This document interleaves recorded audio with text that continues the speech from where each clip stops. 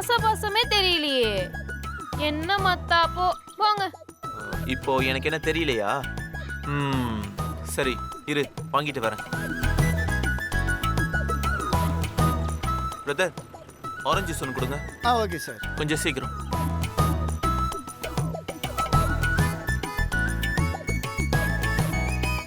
கொடுங்க. இந்தாங்க sir. Thank you sir. ஏய் மீனா, குடிக்க வேண்டியது தானே? ஏய், என்னது இது? அத்தான், இந்த படத்துல எல்லாம் பாத்திருக்கீங்கல்ல, ஒரே ஜூஸ்ல 2 ஸ்ட்ரா போட்டு குடிப்பாங்களே, அந்த மாதிரி தான் அத்தான். உன்னை புரிஞ்சுக்கவே முடியல மீனா.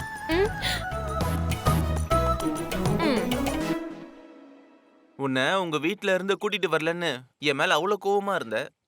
சடனா சப்போர்ட்டிவா பேசுற. அப்பா கோவப்பட்டாலும் நீ நிதானமா இருக்க.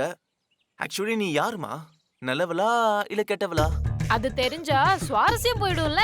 மீனான்னா யாருன்னு கணிக்க முடியாதவளா இருந்தாதான் மீனாக்கு பெருமை. எப்போவாவது நல்லா பேசுற. இன்னொரு ஜூஸ் ஏதாவது வேணுமா? இன்னொன்னு எதுக்கத்தான்? நீங்க குடிச்ச மிச்சத்தை நான் குடிச்சுக்கிறேன். புடிங்க புடிங்க. பெரிய ஆளுதான், எல்லா ஜூஸையும் கலந்து அடிக்கிற காக்டெயில் மாதிரி.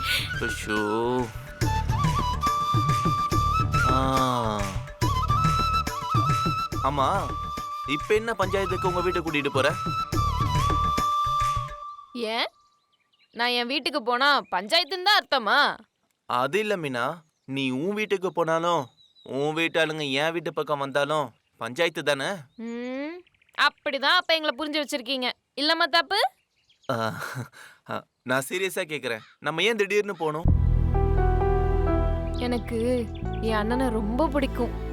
அது கஷ்டத்துல இருக்கப்போ எனக்கு அதை பார்த்து பேசணும் போல இருக்கு.